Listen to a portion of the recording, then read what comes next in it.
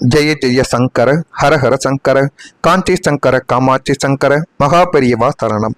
நாளை பௌர்ணமி நாள். இந்த ஒரு நாளில் நான் சொல்லக்கூடிய இந்த ஒரே ஒரு பரிகாரத்தை மட்டும் நீ பண்ணி பாரு.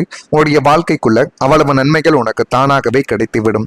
₹1 நாணயத்தையும் அரகஜாங்கிற உருண்டையை வைத்து இந்த ஒரு பரிகாரத்தை நீங்க பண்ணணும். இதை பண்ணும் பொழுது கோடி நன்மைகள் உங்களுடைய வாழ்க்கைக்குள்ள வந்து கிடைக்கும். ஆனால் இந்த பரிகாரத்தை எப்படி ஆரம்பிப்பது என்பதுதான் மிகவும் முக்கியமான ஒரு விஷயம். பலர் பொருட்களை எடுத்தவுடனே உடனடியாகவே பரிகாரத்தை ஆரம்பித்து விடுவாங்க. ஆனால் அப்படி பண்ணக்கூடாது. அப்படி செய்யாம முதல்ல வீட்டை சுத்தம் செய்யணும். பூஜை அறையில தேவையில்லாத பொருட்கள் இருந்தால் அதையும் ஒழுங்குபடுத்தி வைக்கணும். பூஜை செய்யக்கூடிய இடத்தையும் நம்ம சுத்தமா வைக்கணும். முடிந்த மாலை நேரத்தில் குளித்துவிட்டு சுத்தமான ஆடைகளை அணிந்து கொண்டு அதற்கப்புறம் இந்த ஒரு செயலை நீங்கள் நாளைய நாளில் நீங்கள் செய்து பார்த்தால் அவ்வளவு நன்மைகள் உங்களுடைய வாழ்க்கைக்குள்ள தானாகவே கிடைக்க ஆரம்பித்துவிடும். உடல் சுத்தமாக இருப்பதை விட மன சுத்தம் என்கிறது மிகவும் முக்கியம். உடலையும் இடத்தையும் நீங்க சுத்தமாக வைத்துக் கொண்டு பூஜையை ஆரம்பிப்பது நம்முடைய மனதிற்கு ஒரு ஒழுங்கையும் ஒரு நம்பிக்கையும் தேடி கொடுக்கும்.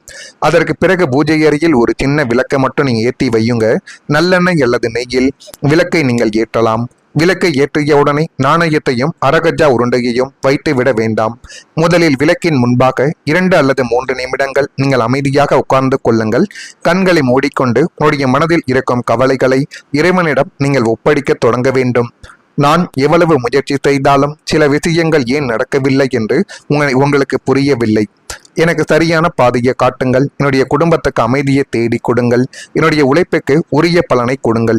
நான் தவறான முடிவுகளை எடுக்காமல் என்னை வழிநடத்துங்கள் என்று மனதார முதலில் நீங்கள் வேண்ட வேண்டும். இப்போது அந்த ₹1 நாணயத்தை எடுத்துக் கொள்ளுங்கள். முடிந்தால் சுத்தமான நல்ல நிலையில் இருக்கும் ₹1 நாணயத்தை நீங்கள் பயன்படுத்தலாம். அந்த நாணயத்தை முதலில் தண்ணீரால் சுத்தம் செய்து கொள்ளுங்கள். ஒரு சுத்தமான துணியில் துடைத்து கொள்ளுங்கள். விருப்பம் இருந்தால் சிறிதளவு மஞ்சள் நீர் அல்லது சாதாரண நீரில் சுத்தம் செய்து கொள்ளலாம். அதன் பிறகு அந்த நாணயத்தை உங்களுடைய உள்ளங்கையில் வைத்து சில நொடிகள் கண்களை மூடிக்கொள்ளுங்கள். இங்க ஒரே ஒரு நாணயம் என்பது வெறும் பணத்திற்கான பொருளாக மட்டும் நீங்க பார்க்க கூடாது.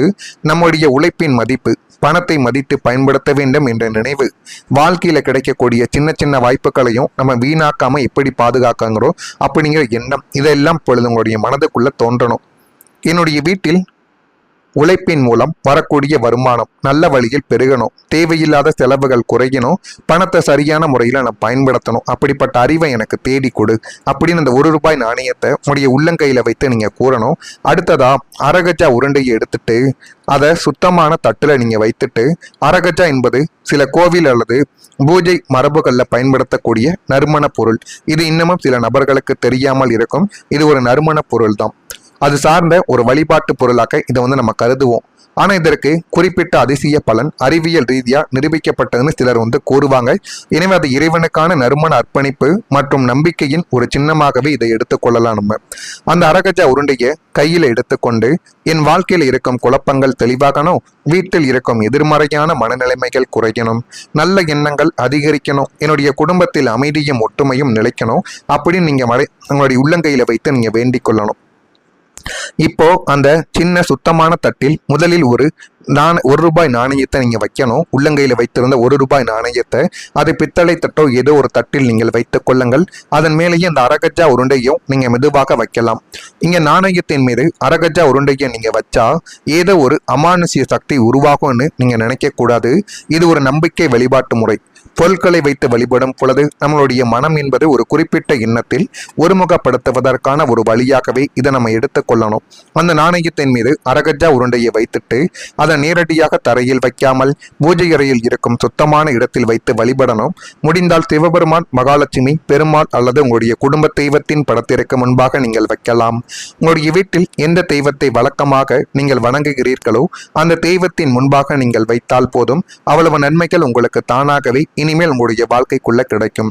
அதற்கு பிறகு 2 கைகளையும் நீங்க கோப்பி முதல்ல விநாயகரை நினைத்துக் கொள்ளுங்கள். விநாயகர் பெருமானி, நான் செய்யக்கூடிய இந்த வழிபாட்டில் எந்த தடையும் இல்லாமல் என்னுடைய மனதை ஒருமுகப்படுத்துங்கள் என்று வேண்டுங்கள். அதற்கு பிறகு சிவபெருமானை நினைத்து ஓம் நமச்சிவாய என்கிற மந்திரத்தை உங்களால் முடிந்த வரைக்கும் 108 முறைகள் நீங்கள் கூறுங்கள். இதையெல்லாம் நீங்கள் செய்யுங்கள். நீங்கள் அந்த மந்திரத்தை சிவபெருமானை நினைத்து கூறும்போது அதை நீங்கள் பணம் சேர்க்கணும்னு நினைக்காம பணத்தை எனக்கு உருவாக்குவதற்கான வாய்ப்பை மட்டும் தேடி கொடு அப்படின்னு மட்டும் நீங்கள் வேண்டி பாருங்க. உங்களுடைய வாழ்க்கைக்குள்ளக்கு எல்லாமே நல்லதாகவே நடக்கும். இந்த நேரத்தில் மகாபரிவாளின் எளிமையான ஆன்மீக அணுகுமுறையை நீங்கள் நினைத்து பார்க்கணும். குறிப்பிட்ட இந்த ₹1 நாணயம் மற்றும் அரகஜா உருண்டை பரிகாரத்தை மகாபரிவா நேரடியாகவே சொன்னார். ஆனாலும் பெரியவர்களின் ஆன்மீக அறிவுரையின் சாரங்கள் என்ன தெரியுமா? பொருளை விட மனம் முக்கியம் என்பது தான். பூஜை அறையில் நாம் எதை வைத்திருக்கிறோம் என்பதை காட்டிலும் அந்த பொருளை வைத்து இறைவனை நினைக்கும் போது நம்முடைய மனதில் என்ன இருக்கிறது என்பது தான் முக்கியம். இந்த ₹1 நாணயத்தை வைத்துக் கொண்டு எனக்கு மட்டும் பணம் வேண்டும் என்று வேண்டுவதற்கு பதிலாக என்னுடைய உழைப்புக்கு உரிய வருமானங்கள் கிடைக்கட்டும், என்னுடைய குடும்பத்தின் தேவைகள் நிறைவேறட்டும், யாரிடம் அநியாயமாக எடுத்துக்கொள்ள வேண்டிய நிலை வராமல் இருக்கட்டும், இதை மட்டும் நீங்கள் வேண்டிக் கொள்ளுங்கள். அவ்வளவு நன்மைகள் நடக்கும். இதை மட்டும் அந்த தட்டில் வைத்து உங்களுடைய வீட்டு பூஜை அறையில் நீங்கள் வைத்து விட்டால் போதும். இல்லது இதை இரவு நேரங்களிலோ பகல் நேரங்களிலோ நீங்கள் விளக்கேற்றும் பொழுது இதற்கு முடிந்த அளவுக்கு இந்த தீ இருக்கல்லவா, நெருப்பு, விளக்கேற்றக்கூடிய நெருப்பு, அந்த நெருப்பை நீங்கள் காட்டி சும்மா சாம்பிராணி புகை நெருப்பெல்லாம் நீங்கள் காட்டி வழிபட்டு வந்தீங்க அப்படின்னா வீட்டுக்குள்ள அவ்வளவு பணம் தங்குமாங்க. அவ்வளவு நம்பிக்கை இந்த ஒரு செயலில் இருக்கு. நீங்கள் வேணால் செய்து பாருங்க. செய்துவிட்டு உங்களுடைய அனுபவங்கள் எப்படி இருக்கிறது என்பதை கமெண்ட் வழியாக தெரிவியுங்கள். அந்த ஒரு பொருள் அப்படியே இருக்கட்டும், அதை எடுத்து போட வேண்டாம். அதை அடுத்த பௌர்ணமி வரும் பொழுது அதை மாற்ற வேண்டும் என்றால் மாற்றிக்கொள்ளலாம். அந்த பொருளை எங்கே போடுவது என்று தெரியவில்லை என்றால் ஒரு மூட்டை போல் கட்டி ₹1 நாணயத்தை உங்கள் வீட்டு பீரோவிற்குள் வைத்துக் கொள்ளுங்கள்.